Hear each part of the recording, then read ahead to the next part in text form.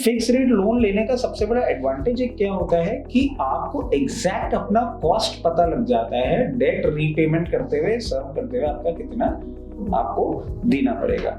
Sir इसमें एक difference आ जाता है। अब जैसे मैं आपको बताऊं, कार लोन हमें जहां तक पता है फिक्स रेट लोन होता है, मगर सर जब हम पीएसयू बैंक से कार लोन लेते हैं सिर्फ फर्स्ट ईयर के लिए वो फिक्स रेट होता है, and then for the remaining amount it keeps on floating.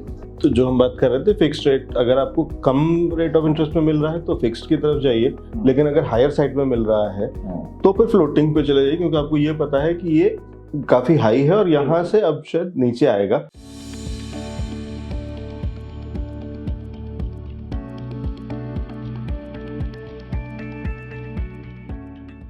नमस्कार, स्वागत है आपका इंडियन न्यूज बिजनेस में और आप देख रहे हैं पर्सनल फाइनेंस की मास्टर क्लास विद रचित खंडेलवाल, खास मेहमान इन्वेस्टमेंट एडवाइजर। रचित जी हमारे साथ में। रचित जी स्वागत है शो पे। नमस्कार साहब, सभी दर्शकों को भी नमस्कार। रचित सर, हमने बहुत सारी चीजें डेट से रिलेटेड, लोन से रिलेटेड और सिबिल से रिलेटेड, क्रेडिट स्कोर जो होता है और उसके अराउंड सब चीजें सीखी हैं, लेकिन अभी भी बहुत सारे टर्म्स होते हैं जो डेट से या लोन से रिलेटेड होते हैं जिनको हम सुनते तो हैं और जानते हैं, कई बार नहीं भी सुनते हैं या कभी कभी सुनाई देता है, बहुत टेक्निकल लगते हैं, उनको कुछ सरल भाषा में सीख सकते हैं, समझ सकते हैं। बिल्कुल, और इसमें मैं एक और चीज बताता हूँ, क्योंकि हम सुन लेते हैं, बेसिक समझ लेते हैं, बट कहाँ कैसे यूटिलाइज करना है मिस आउट वो भी जान लेते हैं। तो हम स्टार्ट करते हैं। अब जैसे बहुत बेसिक से चालू करते हैं, तो फिक्स रेट लोन। अब इसको आप नाम से तो ये समझ रहे हैं कि ये फिक्स रेट है और इसका लोन होता है, रेट चेंज नहीं होती है, बट इसके क्या क्या तरीके होते हैं वो मैं आपको बता दूं। फिक्स रेट लोन लेने का सबसे बड़ा एडवांटेज एक क्या होता है कि आपको एग्जैक्ट अपना कॉस्ट पता लग जाता है, डेट रीपेमेंट करते हुए, सर्व करते हुए आपका कितना आपको देना पड़ेगा। एक तो सबसे बड़ा एडवांटेज ये है। दूसरी बात क्या होता है कि जैसे अभी हम लोग देख ही रहे हैं फाइनेंशियल मार्केट में रेट्स बहुत हाई हैं, but there was a time जब ये रेट्स बहुत लो भी होती हैं, रेट्स साइक्लिकल होती हैं। जो आपकी आरबीआई की रेट होती हैं वो ऊपर नीचे depending on inflation, depending on market condition रहती है। तो जब आपका लोअर रेट ऑफ इंटरेस्ट होता है तब फिक्स रेट लोन से आप अपने आप को सिक्योर्ड कर लेते हैं कि कल को अगर रेट बढ़ भी जाती है तो हम वहां पे ज्यादा उस रेट का जो पेमेंट है वो हमें करने की जरूरत नहीं होगी। रचित जी, अगर मैं कहूँ कि होम लोन के अलावा बाकी जितने लोन्स होते हैं ज्यादातर वो फिक्स्ड रेट लोन्स होते हैं। देखिए, होम लोन में सबसे बड़ी प्रॉब्लम क्या है, ड्यूरेशन बहुत बड़ी है। होम लोन में कई सारे ऑप्शंस होते हैं लोन के और उसमें वाला, लेकिन उसके अलावा जितने लोन्स हैं, जहां तक मैं समझता हूँ वो पहले दिन ही वो आपको बता देते हैं कि ये वाला। तो अगर वो पहले दिन से आपको पता है कि आपका इतना प्रिंसिपल है और टोटल इतना इंटरेस्ट लगना है और अमाउंट इतना होना है और ये उसकी साइकिल है या शेड्यूल है पूरा, तो वो फिक्स रेट लोन हुआ। सर इसमें एक डिफरेंस आ जाता है। अब जैसे मैं आपको बताऊं, कार लोन हमें जहां तक पता है फिक्स रेट लोन होता है, मगर सर जब हम पीएसयू बैंक से कार लोन लेते हैं सिर्फ फर्स्ट ईयर के लिए वो फिक्स रेट होता है, and then for the remaining amount it keeps on floating. तो ये अब हमें लोन लेते वक्त देखना होगा कि हम किस तरीके का लोन ले रहे हैं, कौन से बैंक से ले रहे हैं। जैसे आप ICICI bank, HDFC bank, private bank से कार लोन लेंगे fixed, and they will give you an opportunity कि फिक्स कर लीजिए। पीएसयू में आप जाके देखेंगे they will never give you fixed, वहां पे आपके हाथ कट जाते हैं। तो आपको लोन लेते वक्त ये देखना होगा कि आप जो लोन ले रहे हैं वो फिक्स रेट पे हो रहा है, एंड प्रेफरेबली देखिए एक और चीज मैं आपको बताऊं कि अगर लोन जो बैंक रेट्स हैं वो लोअर एंड पे हैं या बैंक रेट्स कहीं ना कहीं एक मीडियम रेंज पे भी हैं, तो आई वुड ऑलवेज सजेस्ट कि आप फिक्स रेट ही लोन लेके चलें। कॉस्ट बचती ही बचती है और एक एग्जैक्ट आइडिया आपके पास रहता है कि what is the quantum of money that you need to pay. बढ़िया, ठीक है। तो ये फिक्स रेट लोन, और कोशिश ही करनी चाहिए कि जब हमें कम रेट ऑफ इंटरेस्ट पे मिल रहा हो तो हम इस पे जाएं, जिससे कि ये पता है कि अब ये एक तो सस्ते में मिल रहा है और अब जो फ्लक्चुएशन होगा तो उसमें हम हमारे लिए तकलीफ नहीं आनी, और इससे नीचे तो शायद ही होगा कि हाँ नुकसान तो होने की उम्मीद कम है, लेकिन फायदा होने की उम्मीद ज्यादा है कि बाकी लोग महंगे पे दे रहे होंगे या ले रहे होंगे, हम अब पुराने रेट्स पे चल रहे हैं, जो कि ये हो गया फिक्स्ड। दूसरा इसके बाद आता है सर वेरिएबल और फ्लोटिंग रेट लोन, बिल्कुल उल्टा है इसमें। अब इसमें क्या देखना होता है कि सर जो रेट ऑफ इंटरेस्ट होती है इट कीप्स ऑन फ्लक्चुएटिंग। जैसे आपने देखा होगा कि आरबीआई की पॉलिसी है, आरबीआई ने रेट बढ़ाई तो उसमें बताया जाता है कि हाउसिंग लोन में अब इतनी ज्यादा ईएमआई देनी होगी। तो इसके बेसिकली दो बेंचमार्क्स होते हैं जो बैंक्स फॉलो करते हैं। एक होता है रेपो रेट, ये होता है एक्सटर्नल बेंचमार्क, और ये रेपो रेट्स जैसे जैसे चेंज होती रहती हैं, उनके ऊपर कुछ परसेंटेज बेसिस जो बैंक ने आपको लोन के समय फिक्स कर रखा है, जैसे मान लीजिए कि repo rate plus 1.5 plus 2 whatever the amount में भी, उस हिसाब से वो फ्लक्चुएट करता रहता है। एक बैंक का इंटरनल फैक्टर भी होता है, उसको हम बोलते हैं marginal cost of lending rate, MCLR।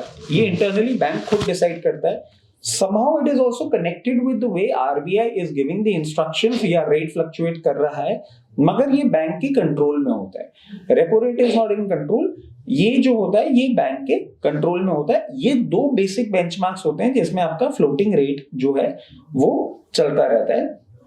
और ये यूजुअली आप देखेंगे कि लॉन्ग टर्म जो आपका जैसे होम लोन जो है जो 20 साल 25 साल का होता है, उन्हीं में देखने को मिलता है। और यूजुअली देखिए, एक और चीज मैं आपको बताऊं कि अगर आप, जैसे हमने अभी कार लोन की बात करी थी, और रेट ऑफ इंटरेस्ट अगर हायर साइड है तो हमारे लिए यहाँ पे अब एक बेनिफिट हो जाता है PSU बैंक से कार लोन लेने के लिए। क्यों? मान लीजिए प्राइवेट बैंक आपको 10.5 में ऑफर कर रहा है, PSU बैंक 9.75 पे ऑफर कर रहा है। आपको ये पता है आने वाले समय में ये रेट ऑफ इंटरेस्ट फॉल करने ही वाली है, अभी यहाँ पे पीक आउट हो गई है। तो 5 साल 7 साल जितने भी टाइम के लिए आपने वो कार लोन लिया है, अगर आपको ऐसा लग रहा है कि उस साइकिल में वो कार लोन का इंटरेस्ट कम हो सकता है, तो अब आपके लिए ये वेरिएबल जो फ्लोटिंग रेट होता है ये एक गवर्निंग फैक्टर हो जाता है, ये बेनिफिट देने वाला। तो जो हम बात कर रहे थे फिक्स्ड रेट, अगर आपको कम रेट ऑफ इंटरेस्ट में मिल रहा है तो फिक्स्ड की तरफ जाइए, लेकिन अगर हायर साइड में मिल रहा है तो फिर फ्लोटिंग पे चले जाइए, क्योंकि आपको ये पता है कि ये काफी हाई है और यहाँ से अब शायद नीचे आएगा। और जब हम रेपो रेट की बात करते हैं तो ये वो रेट है जिस रेट पे RBI इन बैंक्स को पैसा देता है। बिल्कुल, अगर मैं ठीक समझ रहा हूँ तो ये वो रेट ऑफ इंटरेस्ट है कि RBI ने अगर बढ़ा दिया तो इनको भी महंगा मिल रहा है लोन पैसा, और वो फिर आपको भी बढ़ा रहे हैं, और वो फ्लक्चुएटिंग कनेक्टेड होता है वहां से।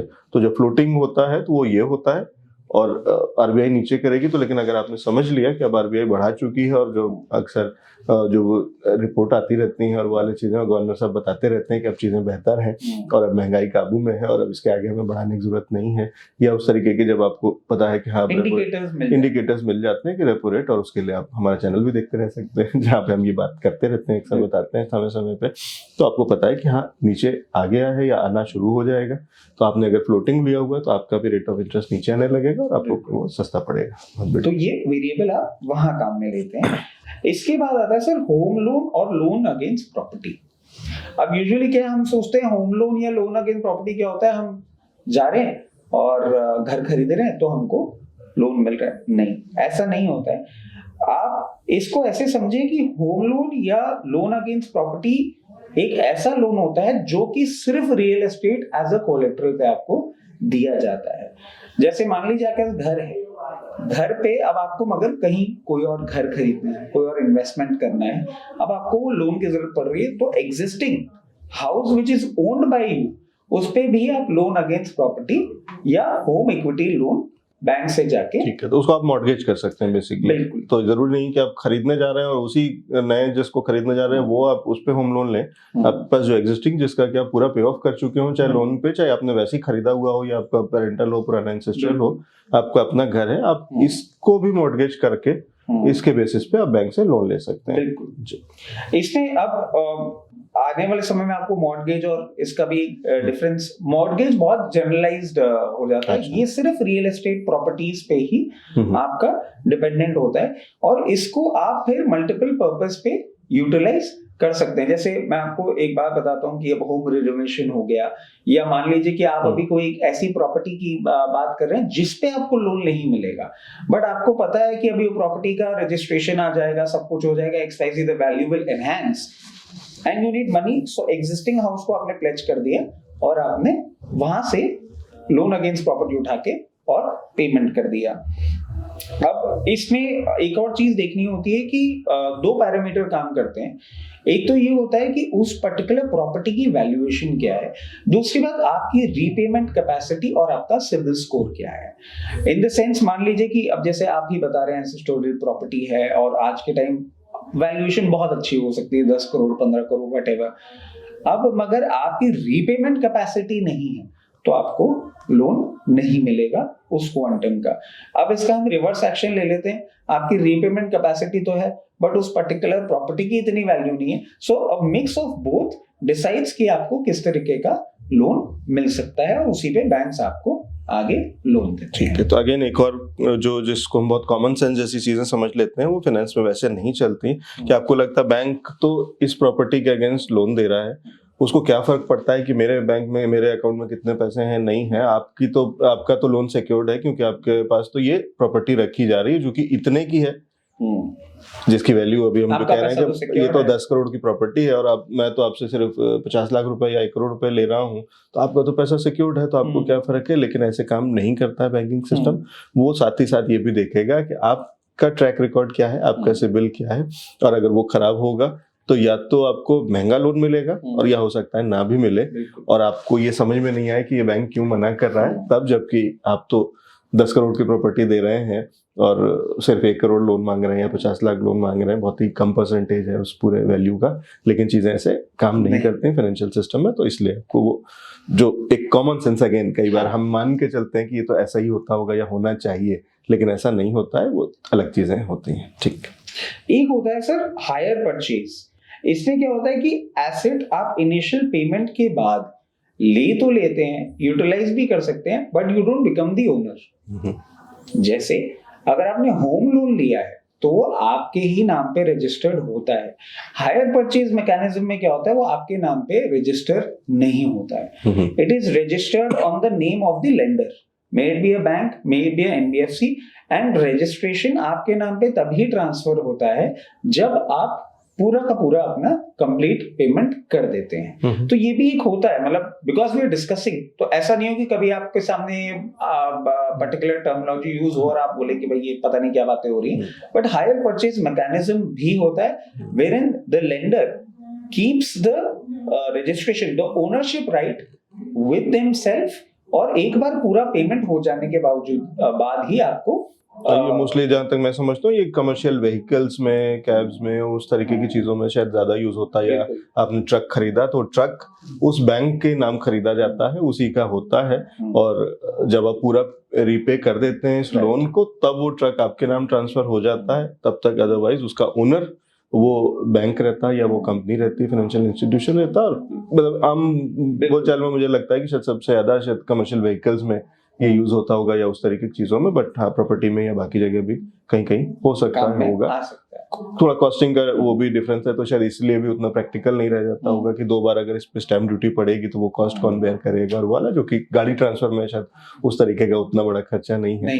लेकिन वो प्लस बैंक के लिए ईजी है कि अगर बीच में डिफॉल्ट होता है तो वो गाड़ी उन्होंने ले ली, तो अब उन्हें कुछ कराने की जरूरत नहीं है ट्रांसफर या कुछ और, वो उन्हीं के नाम गाड़ी थी, उन्होंने ले ली, और अगर किसी और को देना है या बेचना है या कुछ भी करना है तो उनके लिए इजी हो जाती हैं चीजें।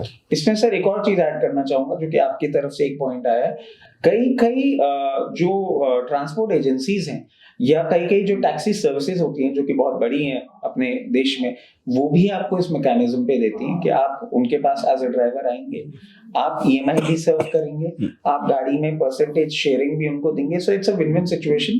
कैपिटल पड़ा था, उस कैपिटल्स को यूटिलाइज कर लिया। तो और इसमें क्या होता है कि जो ड्राइवर फर्टर्निटी है, देयर इज अ पॉसिबिलिटी कि वो अभी बैंक के लिए एलिजिबल नहीं हो रहे हैं, या वो ट्रक नहीं ले सकते, या वो गाड़ी नहीं ले सकते, तो ये यूजुअली मैकेनिज्म वहां पे काम में आता है। इसके साथ साथ सर अब हम बात करने जा रहे हैं बहुत ही इंपॉर्टेंट चीज की, जो होती है एमोटाइजेशन।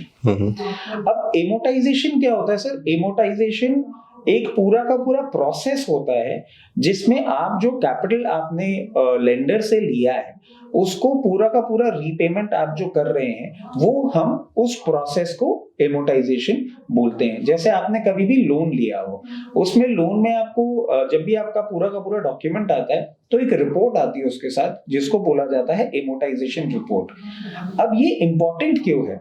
अब इसको हम ऐसे समझें तो इंपॉर्टेंट इसलिए है क्योंकि आपको हर ईएमआई जो आप पेमेंट कर रहे हैं उसमें कितना कैपिटल सर्व कर रहे हैं और कितना इंटरेस्ट सर्व कर रहे हैं, वो एमोटाइजेशन से पता लग जाता है। हम लोग बोलचाल की भाषा में बड़ा इजीली बोल देते हैं कि ठीक है, मैंने एक गाड़ी ली थी और इसका 20,000 रुपए की ईएमआई है, बहुत अच्छा है, मेरा ये ऐसे ऐसे करके है और इतने साल बाद मेरा इतना पेमेंट हो जाएगा, कैपिटल इतना बचेगा, मैं खत्म कर दूंगा। सर यहाँ आता है कैच। और यहाँ आता है आपके लिए एमोर्टाइजेशन रिपोर्ट देखना बहुत इंपॉर्टेंट एलिमेंट होता है। Usually private banks what they do in the initial years, पहले इंटरेस्ट ले रहे हैं और बाद में ऑल द इंटरेस्ट, और कैपिटल आपका इतना कम कटता है इनिशियल इयर्स में कि गाड़ी को 3 साल रखने के बाद जब आप ये सोचते हैं कि मैंने 3 साल का पेमेंट कर दिया, 2 साल का पेमेंट होगा, इंटरेस्ट बच जाएगा और मैं वहां जाके अपना लोन फोरक्लोज कराता हूँ, तब आपको पता लगता है कि 3 साल तक तो आपने इंटरेस्ट का ही पेमेंट किया है और वो आपको एमोर्टाइजेशन रिपोर्ट पे दे दिया गया था। You can not complain about it. इसी में एक सेविंग ग्रेस तब होती है जब आप किसी पीएसयू बैंक का लोन देखते हैं, उसमें यूजुअली बहुत सेंसिबली डिवाइड किया जाता है और ये देखा गया है कि ऐसे लोन्स में वो पीएसयू बैंक्स जो होते हैं उसमें आपको फोरक्लोजर का बेनिफिट मिल जाता है। और ये इस चीज का फायदा तभी है सबसे ज्यादा, जब फोरक्लोजर में आपने लिया तो 5 साल के लिए था, 2-3 साल में आपने सोचा कि अब मैं क्लोज कर देता हूँ, तो आप क्लोज करके बहुत नुकसान में है, क्योंकि आपने जो पैसे दिए हैं वो 5 साल के दिए हुए हैं, जो ब्याज दिया है वो आपने 5 साल का दिया है और आप उसको क्लोज 3 साल में कर रहे हैं, तो बैंक को फायदा हुआ, 5 साल का ब्याज मिला और आपको इतना बड़ा नुकसान हुआ। तो ये एमोर्टाइजेशन, और ये कई बार होम लोन में भी और बहुत इंपॉर्टेंट हो जाता है कि जब आप होम लोन एक इतने टाइम तक सर्व करने के बाद में आपने तो आप पैसे से जोड़ रहे होते हैं, हर महीने मैंने इतनी ईएमआई दी, इतने महीने तक दे दी है, इतने साल तक दे दी है, तो अब तक इतना पैसा मैं दे चुका हूँ, तो इतने का घर था उसमें से इतना पैसा दे दिया है। But it doesn't work like that. अगर आप उसमें जाएंगे एमोर्टाइजेशन रिपोर्ट में, तो आपको पता चलेगा कि अभी तो शायद आपने प्रिंसिपल रीपे करना शुरू ही नहीं किया होगा 2-4-5 साल तक, तो आपको पता चलेगा कि अभी तो सिर्फ आप इंटरेस्ट दे रहे थे, अभी तो वो असली जो आपने पैसा लिया था, जो होम लोन था, वो तो वहीं का वहीं है और आपने इतने साल तक पैसे दे दिए। तो ये बहुत, और इसलिए पर्सनल फाइनेंस जरूरी हो जाता है, इसलिए ये वाली चीजें इंपॉर्टेंट हो जाती हैं। इसमें सर मैं एक और चीज ऐड करना चाहूंगा, जो हमने सिबिल रिपोर्टिंग की बात करी थी। Every year at the end of financial year you should always demand your amortization report from the bank। इसके 2 कारण, अगर आपने होम लोन ले रखा है आपको उसका इंटरेस्ट का बेनिफिट मिलेगा, वो एमोर्टाइजेशन रिपोर्ट ही डिक्लेयर करेगी। उसके साथ साथ आपने कोई डिफॉल्ट नहीं किया है, बैंक के रिकॉर्ड्स में कोई डिफॉल्ट है या कोई भी अगर आपको करेक्शन कराना है तो प्रायोरिटी बेसिस पे आपका करेक्शन किया जा सकता है। तो एमोर्टाइजेशन रिपोर्ट जो आपको पहले मिली है वो तो एक बेसिक आइडिया देती है। एनुअल बेसिस पे you need to collect your amortisation report from the bank और द लेंडर, कि आप लोग सेम पेज पे तो है ना। आप सोच रहे हैं मैंने 12 ईएमआई दे रखी है, वो ये सोच रहे हैं आपने 10 दिए, व्हाटएवर द रीजन में भी, आप दोनों का सेम पेज पे होना इंपॉर्टेंट है। तो every year you need to have an amortisation report of any loan and every loan. ठीक है, बहुत इंटरेस्टिंग चीजें हैं और ऐसे बहुत सारे टर्म्स हैं जो डेट और लोन से जुड़े हुए हैं। आगे अगले एपिसोड में भी सीखेंगे और कौन कौन से टर्म्स हैं और उनको किस तरीके से समझा जाए। बहुत शुक्रिया ऋषि जी हमारे लिए जुड़ने के लिए, हमारे साथ में ये समय निकालने के लिए और ये बढ़िया इन्फॉर्मेशन लेकर के आने के लिए। Thank you so much. Thank you.